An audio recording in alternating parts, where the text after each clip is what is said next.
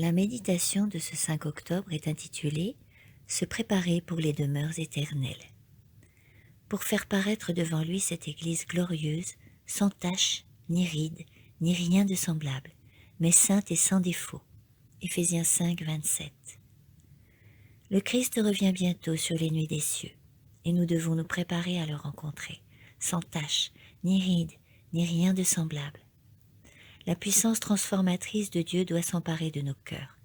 Nous devons étudier la vie du Christ et imiter le divin modèle. Il nous faut nous concentrer sur sa perfection de caractère et être changés à son image.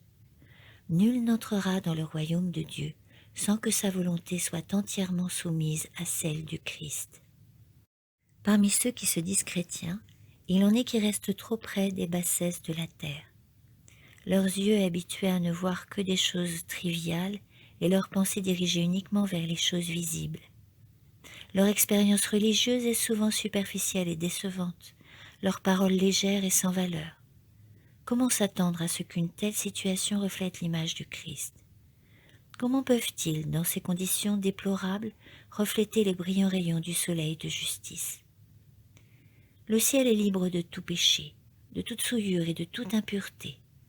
Par conséquent, quiconque aspire à y vivre doit contempler la gloire du Christ.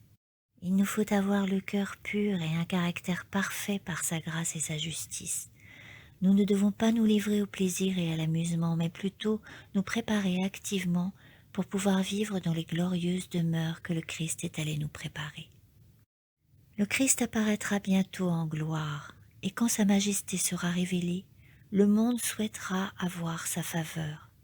Alors, nous désirerons une place dans ces demeures célestes, mais ceux qui n'auront pas confessé le nom du Christ maintenant sur la terre, tant dans leur vie que dans leur caractère, ne doivent pas s'attendre à le voir confesser leur nom devant le Père et devant ses saints anges. Ô bienheureux sont ceux-là qui se sont préparés pour le festin des noces de l'agneau, revêtus de la robe de justice du Christ et reflétant son adorable image. Ils seront revêtus de fin lin blanc qui est la justice des saints, et le Christ les conduira à côté des eaux vives. Dieu essuiera toute larme de leurs yeux, et ils recevront une vie semblable à celle de Dieu. Amen.